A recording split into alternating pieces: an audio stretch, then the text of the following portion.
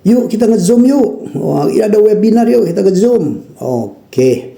Mari kita akan bahas tentang etika di dalam bersosial media. Jadi ketika Zoom ya, atau kita melakukan meeting lewat Zoom gitu ya, atau webinar lewat Zoom, sebetulnya kan online ini menggantikan sikap daripada kebiasaan kita yang offline. Jadi ketika ada webinar atau Zoom undangan itu, ya tentunya ini sebagai pengganti meeting di dalam ruangan yang formal atau offline. Sehingga apa? Hal yang perlu difahami, walaupun itu sifatnya Zoom, pilihlah ruangan yang representatif dengan kita. Terkadang ketika nge-zoom ruangannya di belakangnya ada gantungan pakaian ya, atau di belakangnya ada hal-hal yang kurang tepat, ada orang lagi sibuk, di belakang ada ya anak lagi main lah, ada situasi tertentu lah ya, nggak jelas ya.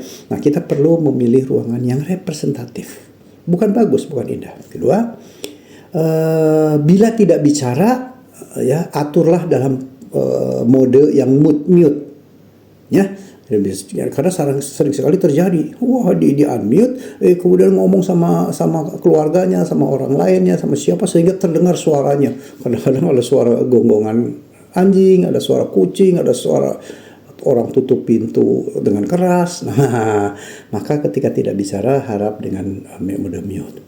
Ketiga, jangan menyela ketika orang lain berbicara. Itu salah satu etika-etika di dalam Zoom. Sebaiknya buka kamera selama bergabung dengan Zoom. Ya, karena Zoom itu adalah representasi kita sedang meeting. Nah, sehingga apa? Sehingga perlu pakaian yang sedikit lebih normal, jangan pakai pakaian putus yang pakai dalam lah, kira-kira begitu ya.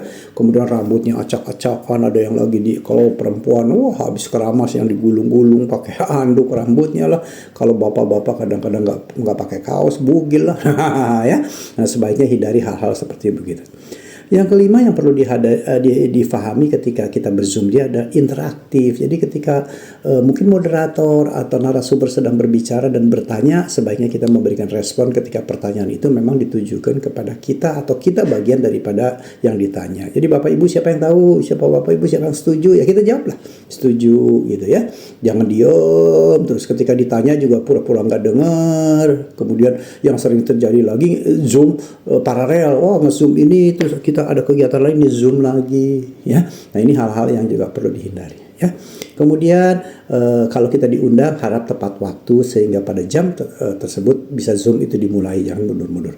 Yang ketujuh, pastikan jaringan dalam keadaan baik. Jadi jangan tahu mental, tahu nggak kedengar suaranya ya, dan seterusnya. Salam bersosmed lewat Zoom.